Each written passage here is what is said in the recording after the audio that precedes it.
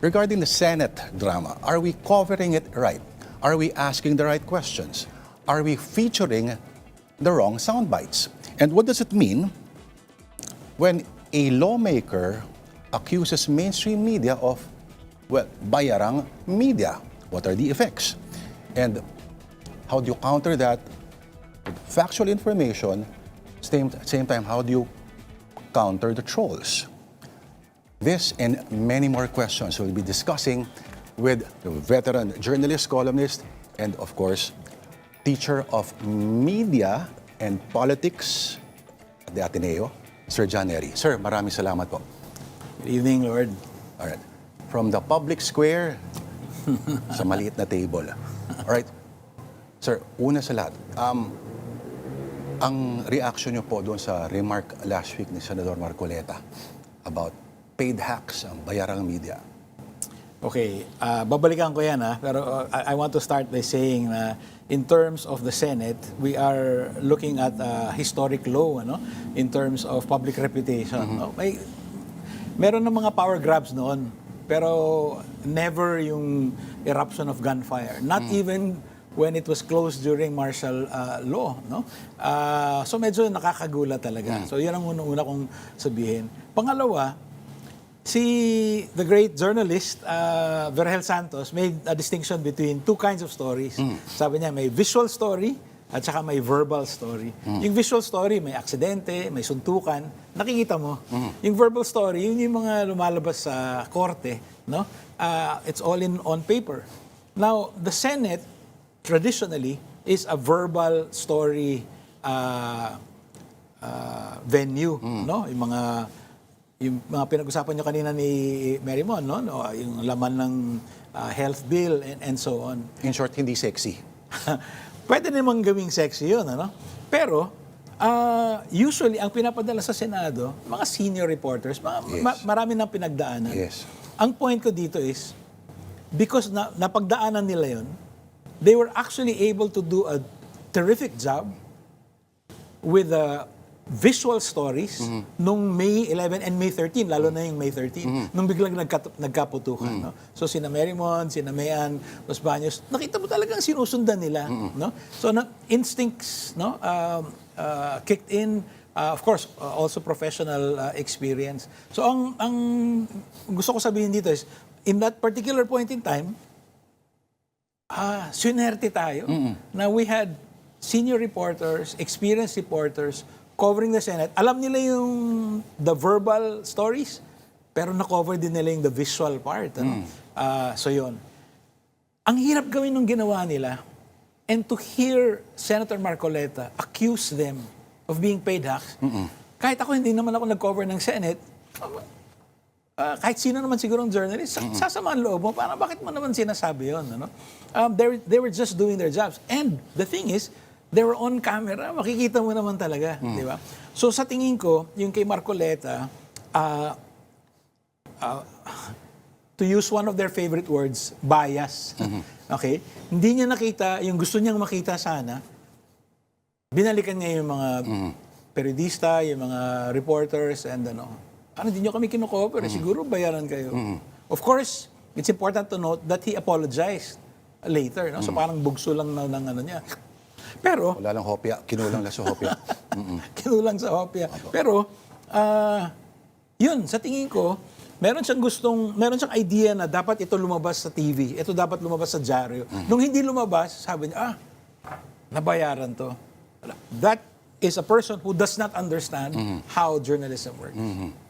Parang yung editorial part, hindi niya saklaw yun, no? O baka nasanay kasi siya na may isang outlet na nandun palagi yung pangalan niya. Pero yung sa tingin mo, Sir John, traditionally the Senate ka mo ay verbal. Pero maraming nagsasabi na, at basing din sa language or sa tone na ginagamit ng ilan sa mga bagong members ng Senado, mukhang yung stentorian, yung mga oratory style ay babalik, pero iba, hindi na sa paraan alam natin.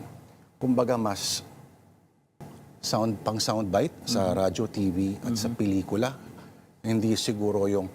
Pero what does it mean pag sinasabi nila na, oh, the Senate of before, parang when they say, give of names, hindi, baka akala nila, at alam naman natin na, hindi siya isang homogeneous block. Yeah. Kumbaga, for every tanyada in every, you have, ito na natin banggitin yung mga pangalan nila, baka magalit yung mga, yung mga kamag-anak.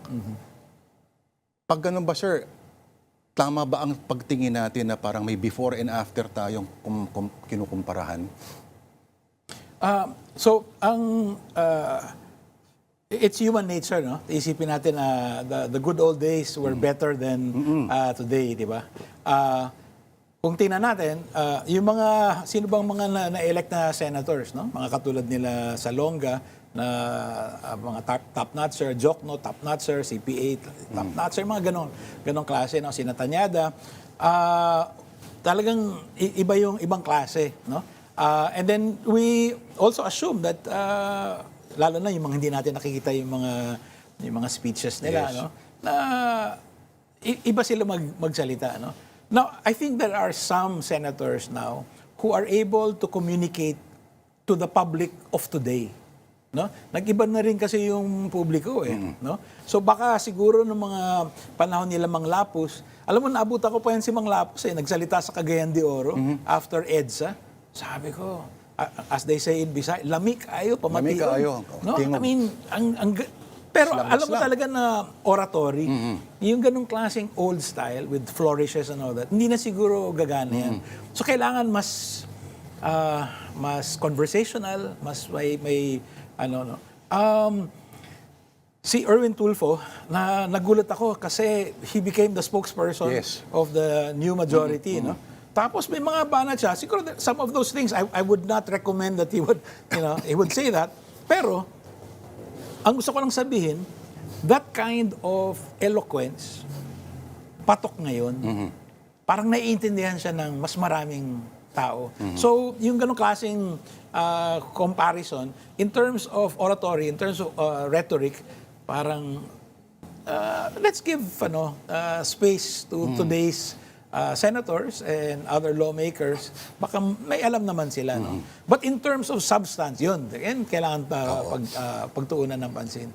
Sa tingin mo ba, sir, dahil yung 24/7 na coverage na dahil sa social media, dahil sa internet, tuloy-tuloy, parang hindi dapat maubusan, nag-o-over cover na ba tayo sa tingin mo? Kasi dati medyo halimbawa, may mga press conference ng certain politikos na sinasabi na mas mabuti pa palagpasin na lang yan, hindi siya politically consequential. Pero may scoop mentality. Pag hindi natin kinover yan, mukha tayong engot. May ganong...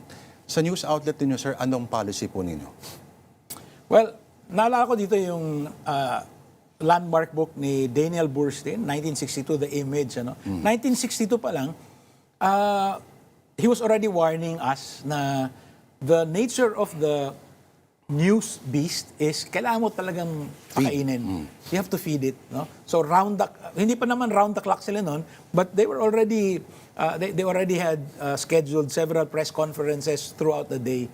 Parang paulit-ulit lang. No?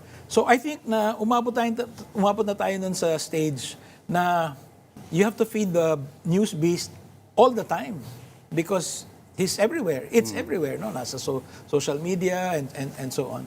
But at the same time, I think lumala yung problema kasi yung polarization, no? May hatian na talaga, no? And there are some people who will not listen to what you will say, but they have their own preferred sources, no? So parang yun yung doon sila makikinig. So I think those two things they have made it harder for politicians to communicate. Politicians have to be, tingnan mo si Ping Lacson, no, dating PNP chief and so on. Ayun, parang Kailangan may mga meron punchline. siyang mga infographics Yes. na nilalabas. Kasi nakikita niya, yan ang pumapatok. Ano? He is able to communicate. Ang press conferences din ng Malacanang, Sir John, di ba? Hindi na binabasa. May video, may VTR presentation na pinapalabas. Yeah. Oo, so talagang compressed visual, tapos for any additional details, the floor is open to questions. Parang ganun na lang. Oo. Nagbabago na talaga yung media landscape. Ano? So in fact now, the politicians don't need to rely on mainstream media. Pwede na sila mismo ang magbigay ng news. No? They can have their own podcast. So meron kang Yan, mga... isa pa yan. kahit sino lang, magkaroon tayo ng podcast. There's so much information out there made possible by information technology. Yes. No? Unfortunately, yung political polarization, no, mas nasa sharpen because now everyone will have their own preferred platforms. Parang ang hirap na parang to have one view. I mean, when was the last time everyone tuned in to almost the same thing? Siguro si Heidi Diaz when she won her first Olympic gold medal, parang marami tayo, parang gano'n, no? It's very difficult to replicate that environment na lahat tayo nakatutok. Ngayon, it's all fragmented.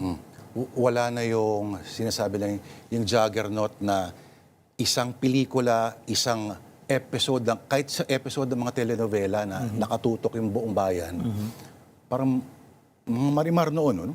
Talagang say what you want about it, pero lahat tututok doon. At monolith talaga siya in terms of getting our attention. There are exceptions. Yeah. No? Pero ngayon, kumbaga may kanya-kanyang mga monoliths na. Yes. Oo. Gaano ka-importante na seryosohin yung comment section? Yung tawag ngayon ComSec. Ano?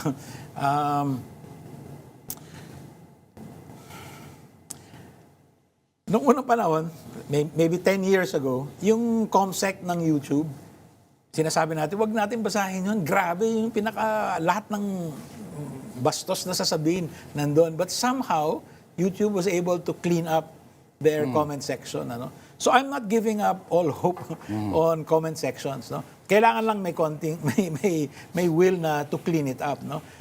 So ang problema, yung mga hindi sanay, halimbawa, you're just an ordinary citizen, nag-post ka. No? So ngayon, one of the things that we're all focused on is Feedback. the tragedy that happened to the Ateneo basketball team. Ano? So ang dami, no? So maglalabas ka ng yung isinalob mo, pwede kang putaktihin no? And if you don't have a support group, you don't know how to do it, medyo nakaka-overwhelm Kung first time mo lang. Oo. Lalo na kung first time. Minsan kasi may mga nagva-viral na kahit konti lang yung followers. Yes. You know, there are certain people who pick up on it and share it, biglang umiikot. No? So yun yung masalimot na talaga yung media ecosystem. Kasi kung dati, kung sa dyaryo, parang letter to the editor lang yun eh. Yeah, Ang nangyayari ngayon, parang yung letters to the editor na sinapian ni Satanas bigla at biglang mas naging makapangyarihan pa sa'yo at kukuyog, dala nilang mga kaibigan nila at sabay silang kukuyog sa inyo. The scale na talagang hindi natin ma-imagine. Papunta pa lang ba tayo doon? Of course, may evolution pang mangyayari. Ano? Pero posible bang, ang sasabihin naman nila, pag binalik sa dati, parang sinusuko pa rin natin na ulit para may gatekeeping na mangyayari like before. Where ang tinatamasa nitong isang ng sektor sa ating politika ay yung freedom to do that at hindi na lang kayo yung may hawak ng susi. May sense ba yung sinabi ko? Yeah, so yun yung isang effect, no? Nung rapid changes in information technology, no? Na yung gatekeeping role ng traditional media, gatekeeping meaning we define ano yung news, no? Ano ba dapat sundan, no? Ano ba dapat pag-usapan sa floor ng Senado, no? Yung agenda setting, gatekeeping function ng news. Meron pa rin yan, pero hindi na ganun kalawak, no? A lot of the news now is defined by other people, by people who are not journalists. A lot of the agenda is set now by other people. In fact, they don't even belong to the political class. No? Hindi sila lawmakers, hindi sila nasa business, councils and all that, talagang nag-iba na yung media ecosystem, no? One way of understanding the change is yung role ng media nag-iba na from gatekeeper to navigator. Yung navigator parang yung sa mga rally cars, may driver, tapos may isang tumitingin sa mapa, kaliwa tayo dyan, may parang gano'n. No? So, ang ibig sabihin nun, hindi na tayo yung, ito news, huwag na kayong pumasok dyan, kami bahala dito. Ngayon, kasama na tayo sa mga citizens, sa mga gumagamit ng balita, tapos nagna-navigate tayo. I'm not even sure if that's the end point, no? Katulad ng sinabi mo, baka mag-evolve pa. What the new role will be 10 years from now for traditional media, it's hard to say. Hindi ito yung envision ko noon eh. Pagpasok mo. Hindi ko sa social media parang ang galing nito ah. Ang instantaneous pero at the same time with that comes. Nagtuturo ka, sir. Ito baligtad yung tanong ko. Ano yung natutuhan mo sa mga estudyante mo? Pag nagtuturo ka, of course, yung theories mo ay nakabase pa rin doon sa malamang sa standard na kaisipan. Pero ano ang mga key takeaways mo sa kanila pag nagtuturo ka sa media? Thank you for asking that question because I had this terrific experience just last month. No? Hindi ko mga estudyante, naimbita lang ako ng isang course to sit in as a panelist. Tapos hinimay namin yung mga papers nila. Tapos there was this student who said, ang gulo nga, no? Parang hindi mo alam. Are they just chasing cloud, gano'n? Or is it real information? Sabi niya, that's okay. Sabi nung estudyante, no? Because we are the gatekeepers. Sabi nung estudyante, we know how to filter what is the right news, what's good. That blew my mind. Sabi ko, yun pala yung evolution, no? We referring to? We referring to ordinary citizens. Ordinary consumers of the news. Natauhan ako doon sa sinabi niya na we are, essentially, ang pagkaintindi ko is, they are now media savvy enough, no? And they're natives, digital natives. Digital natives. They are media savvy enough to know, niloloko lang tayo nito eh. No? Yun yung ibig sabihin nila ng, we're the gatekeepers. Alam namin. No? So parang, yun sabi ko, wow, hindi ko naisip yan. Ang gandang, to continue pursuing that line of thought. I'm sure mas magaling pa sila mag-tell kung AI ba tong video na to o hindi kesa sa atin. Oh, I'm sure. Mas I'm sure. natural yung mata nila. Yes. Nako, wala pa nga tayo sa topic ng AI, Sir John, no? Pero nako. Have you heard Chai Hopelenia na may kinoment about, kasi yung book niya ang sinite ni Marcoleta as a basis for his assertion. Okay. Of course. How valid is the use of this source or medyo nag-cherry pick lang ba? Yes. So, hindi naman talaga natin, we cannot deny that there is corruption in media. No? Wala akong alam dun sa yung mga pinaringgan niya sa Senado. I know many of them. They're all doing good work. Wala akong nababalitaan na Pero may mga balita rin partly it's yung system karamihan mababa yung sweldo, tapos expose ka sa mga politiko who always have ready money, parang ganyan. Yung iba naman ito, nangyari sa akin to. Magti-train ka ng reporter, ng galing-galing, Tapos may PR, after 1 year, may PR agency, ipapirate. Tapos tatanungin mo, magkano ang sweldo bibigay sa'yo? ×4. How can you even begin to compete? Diba? I'm not saying that going to PR is an act of corruption. I'm just saying... Hello, mga nasa PR. That's part of the reality. No? So, tapos yung libro ni Chai, medyo matagal na yun I'm sure there are more examples to put in there. Pero para sa tingin ko, na cherry pick talaga ni Marcoleta. The problem with Marcoleta is that he misunderstands his role as a lawyer and as a senator. No? Ang tingin niya as a senator, he's there to protect certain interests. And his role as a lawyer is to weaponize the law. Kung magsalita siya, parang Sure na sure. yun lang talaga yung of course not, no? I mean you can have different interpretations, parang ganyan, di ba? So yun lang. So sa tingin ko pinili niya yun, and then nabanggit niya just to add credibility. Pero paano ko, sir, kung akala natin na nasa isang panig na tayo yung tama, pero hindi pala natin alam na mas maraming naniniwala doon sa kanilang panig. Problema ba yun? Problema ngayon. Pero one thing good about professional journalists is that I think we know that we don't know everything. Okay? Bihira lang yung journalist na ang yabang-yabang. Alam ko yan, ganito, ganyan. No? Karamihan ng mga galing na reporters, katulad nila Manny Mugato, for instance, ang dami nilang alam, pero hindi nila sasabihin, ganito talaga yan. Eh. There's always room for doubt. No? There's always, you have to be skeptical. So, importante yan. No? Na yung ganong klaseng attitude. Parang napaka-Socratic na. Hindi naman. I think we all delight in outscooping other people, di ba? In knowing more Uso stuff. pa ba yung scoop ngayon? Sa tingin mo? Yeah, oo. Relevant. Kasi parang ngayon, okay, ito yung unang nag-break, pero parang napaka post-war nung scoop idea pa rin. O may nakakaalala pa ba ng mga gano'n? Relevant pa ba siya? Meron din. Karera. And in fact, yung social media as a system mimics that, no? Kasi ang dami sumusulat, breaking news, no? Parang just in. Kahit hindi sila reporter, parang gano'n.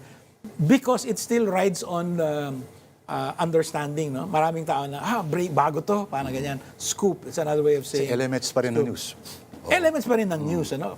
You might be clout chasing, or it might be 3 hours old, tapos ilalagay mo sa breaking news, nanalo yung New York Knicks. Parang, who is to tell that person, wag mong gawin yan.